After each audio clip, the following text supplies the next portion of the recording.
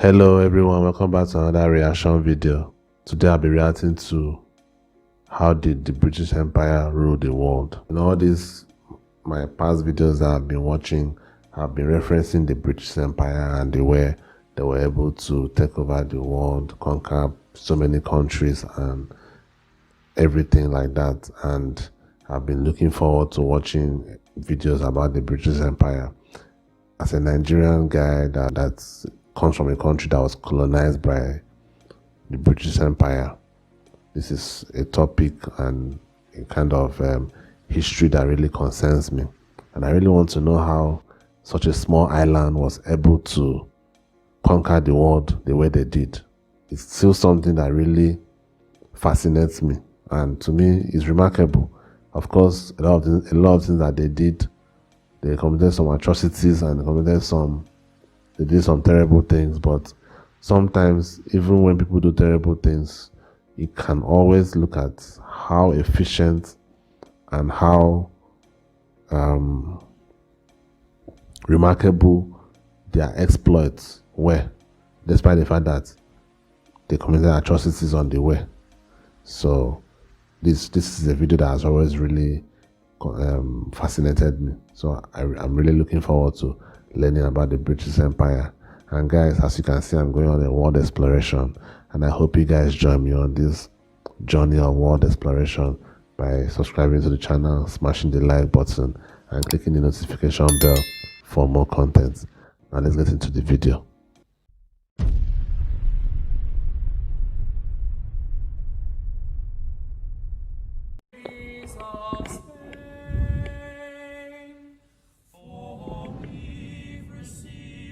The British. Is that their national anthem?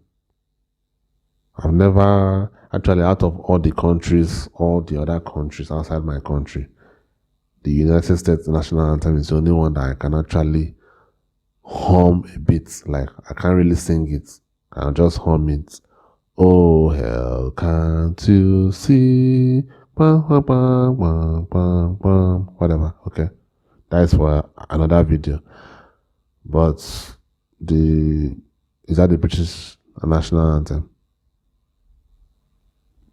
Tell me in the comments below. Empire may not have technically ruled the world, but it was in fact the largest empire to exist at any point throughout history, reaching across the globe. I mean, that is basically ruling the world, right? If you are the largest empire that has existed in history, that is ruling the world. I mean, been carrying on over multiple centuries, the British Empire owes its success and ability to expand so widely. The geographical position of Great Britain served as a major advantage to the growing empire. Given that the nation was an island, the likelihood of being invaded or conquered was somewhat lower than a country that was surrounded on all sides by foreign powers. Although Britain was not completely immune to incursions, it definitely benefited geographically, both in terms of external threats and when it came to any border disputes. Britain had a pretty clear and straightforward border between itself and any other nations. While Scotland and England split the landmass that was bilaterally united with the ascension of Scotland's king. Yeah, I think that will be my next video, or next 2 videos, or next 3 videos. I'm not really sure, but I don't understand Britain, England. I thought England is just, I mean, this other, I don't know. I'm looking forward to watching a video that will elaborate on that. James VI to the throne of England in 1603, both states would together make up the nation of Great Britain by 1707, sharing their outward borders with nothing but the North Atlantic Ocean and the North Sea. This open position, with easy access for maritime expeditions, also gave Great Britain an upper hand when it came to reaching other countries and continents. Needing only to cross over foreign land when they wished to reach countries more inward on their continent, the Brits were able to sail to just about any coastal nation without much resistance. Still, oceanic adventures would not have been so effortless for the British Empire without a strong naval fleet. This is where the size and power of the Royal Navy became a center point of British success. While Great Britain did not always control the world's oceans, the reason they began to skyrocket as an unignorable maritime power by the 18th century is largely due to the fact that they invested more money in ships and guns than other naval forces. The government and citizens of the British Empire truly believed that the future of their wealth was to be found through the ocean. Recognizing the importance of overseas trade, as well as a fleet that could also defend their land if ever required, the Brits made sure to adequately fund the Royal Navy. The Empire's focus on trade additionally contributed vastly to its triumphant transcontinental growth. Intent more on gaining wealth and increasing trade than on consolidating power through conquest, the Brits were able to create a more desirable environment for others to become a part of. After the successful colonization attempts in North America and the West Indies during the 1600s, the British Empire began to establish a commercial system that allowed for exponential success within Great Britain and its overseas territories. Colonies were granted... I don't know whether there's a movie that depicts this thing. I think it would be a very, very interesting movie. Like a movie that actually depicts the 16th century and how the British Empire were able to, maneuver the whole and everywhere like that. Like, I think it would be really interesting movie or a series. I think a movie would be too short, would not be able to contain the stories. Let's say a series, something like that. Is there a series like that? I'm sure there should be a series like that. I mean, I don't know, but maybe I actually think there should be, because something this kind of stories as stories that probably should have been depicted by now, monopolies for their products in the British market, and therefore were to conduct trade via British ships. In 1651, the Navigation Act would prompt the development of a closed economy between the empire and its colonies, thus creating a system where all colonial imports were required to come from Great Britain and all colonial exports were to be sent directly to the British market by the way of British ships. That During is smart. the same century, the British East India Company was That is established. very, very smart. At the end of the day, other countries were totally dependent on Britain at that point in time. Very smart. As a means of trade between Great Britain, East Asia, Southeast Asia, and India. Initially focused on the spice trade, the East India Company later incorporated other goods such as silk, cotton, tea, opium, and more. Politics made its way into the company later on, despite the origin being purely based on establishing more trade opportunities. Driven limitlessly by the concept of controlling a global trade market, the British Empire continued to extend its reach across the continents of Europe, Asia, Africa, Australia, and the Americas. While the process of colonization varied from territory to territory, one thing that remained consistent was the form in which these expeditions began. Unlike other empires who chose to expand through the use of military might and sovereign claims to power, the British facilitated most of their expansion through the establishment of trading posts and systems. Nonetheless, the British Empire was not a completely non-violent authority. Obviously. On top of the Anglo-Dutch and Anglo-Spanish wars near the start of British expansion, the empire also engaged in conflict with its American colonies during the American Revolutionary War, later followed by the dissension in India, succeeding the decline of the Mughal Empire, and leaving the British East India Company as a... Guys, is there any video that depicts this on YouTube? You guys can give me in the comment down below. I would like to watch it. Like British, any kind of whatever that they had with India, and whether it was a war or whatever. I would like to watch it. At the end of the day, I want to learn everything. This is the goal for this channel. Learn as much as I can. Like that's my goal. So even if I don't watch it immediately, all the suggestions that you guys are giving me, I'm writing it down.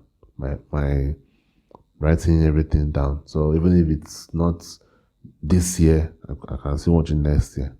But at the end of the day, I'm trying to make sure that the videos are in order. Like, I don't want to scatter it. So even if I don't watch it immediately, I will definitely watch it. I'm writing everything down.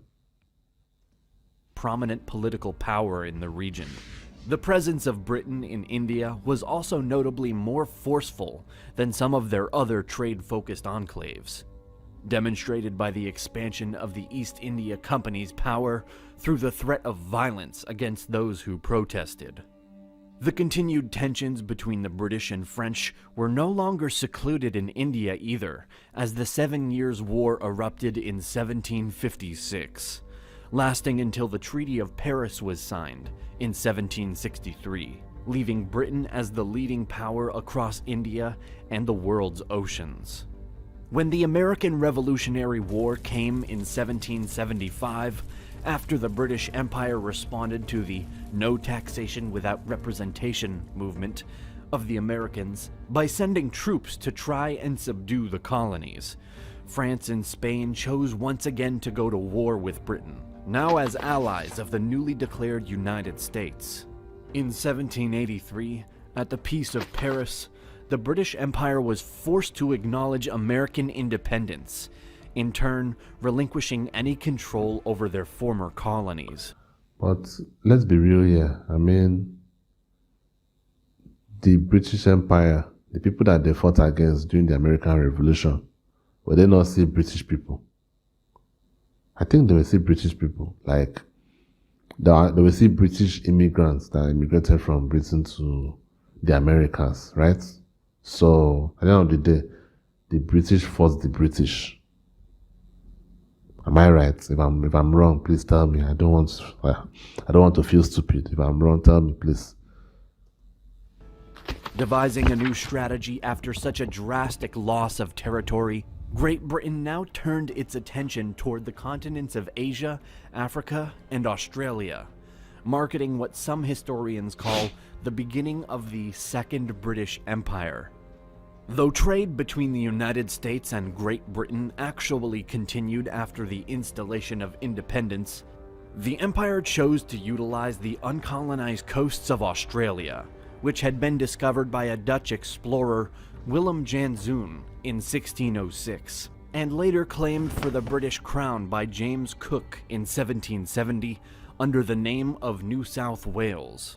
Still feeding their fresh craving for expansion in South Asia, the British suddenly engaged in a series of conflicts after the... Guys, I know this is not really related to this video, but it's just something that's crossed my mind and I want to say it right now. One of the reasons why I've always been fascinated about the British Empire and their ability to be able to conquer the world from such a small island, sail ships around these massive seas and massive oceans. One of the reasons why I'm so fascinated about it is because I'm a guy that is scared of water. Every time I stand by the sea, by the beaches, when I look at that sea, especially in the evening time or in the night, it's fucking scary. I mean, I don't know whether the word fucking is allowed on YouTube, but I'm just going to say it like that. It's fucking scary. Imagine these people sailing in these waters day and night, months, sometimes years. I don't know whether it's take up to years, but months at least. These people sail in these waters, sometimes to places that I've never gone to. It's not like they have a destination like, okay, we are going here. They just, like when they discovered the Americas, was it not just they were just selling? Most of the places that they discovered, like India and the rest of, and like when I was little, we used to sing this song in elementary school, Vasco da Gama discovered the sea route to India and all that.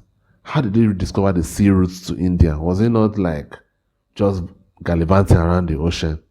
They stumbled on India. I don't know. I'm not really sure. I'm just going by what we used to see in elementary school. But it's something that I've always been fascinated about since I was young, because I just can't imagine these people. And substandard ships, if you compare it with the ships that we have now, you compare it with of course, the technology has really improved, but if you compare it with the ships that we have now, substandard, these people were able to go from here to here to here to here to here to here. It's really remarkable, seriously. Despite the fact that they committed a lot of atrocities, like I've said here, I'm here to learn. I'm here to learn history.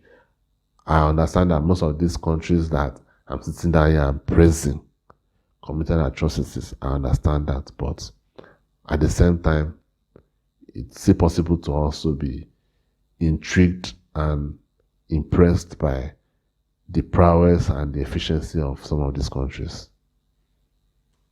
Battle of Plassey, which had occurred in 1757. By 1774, the British Empire took on a chain of attacks. The Anglo-Mysore Wars were fought until 1799, followed by clashes with the Pindaris. Attacks on places like Sindh and Burma also accelerated the new consolidation efforts of the British East India Company, on top of what was referred to as the Doctrine Lapse, where the Brits forbid the ascension to the throne of any Hindu ruler if they were not the natural heir. Once the current Hindu leader either died or was removed in some way, the British would occupy his state and gain control. These acts by the British Empire, combined with other forms of forced westernization of the Hindus, led to the Sepoy Mutiny of 1857 to 1859. Tired of the current heavy-handed British rule, the Indian troops of Meru sparked a rebellion that would spread throughout the nation. Peace was finally declared in July of 1859, and the British East India Company was scrapped. Although the empire maintained a level of control under the crown until 1947. During this span of time, Great Britain set about making its presence better known in Africa as well. Although the Royal African Company had been established back in the 17th century, finding ample profit in the slave trade until its abolition in 1807. My country. It was not until the 19th century that the Brits realized the potential benefit of forming a trade route across Africa. With its eyes set on establishing outposts spanning from Egypt down to the southern half of the continent, the British Empire found itself in a race against the other growing European powers, such as Italy and Germany, which eventually led to the Berlin Conference. The conference, which occurred in 1884, was intended to create some harmony between the competing colonizers. Great Britain was ultimately awarded most of northeastern Africa and all of southern Africa, meaning that at its peak in the continent, the British Empire ruled over approximately 30% of the African population. Wow. Globally, at the height of Britain's domination, it controlled roughly 22 to 25% of the world's land surface. That's And by incredible. 1938, governed That is just incredible. Look at this small country, guys. Look at this small country. Controlling, 25% of the world population. That is crazy, man, guys. Crazy. around 20% of the world's population. This remarkable prosperity was accomplished through a geographical advantage, supreme naval might, and the strategic focus on trade and wealth over bullish sovereign power for the sake of an emperor. Alright, guys. That was. I always find the British Empire interesting. I know some part of me should not find them interesting because of colonization and all that, but at the end of the day, I'm speaking English and I'm not speaking French, I'm not speaking German, I'm not speaking Spanish, I'm speaking English, and I'm not here to lick the British Empire's ass or anything. It's just a situation where I've always been intrigued.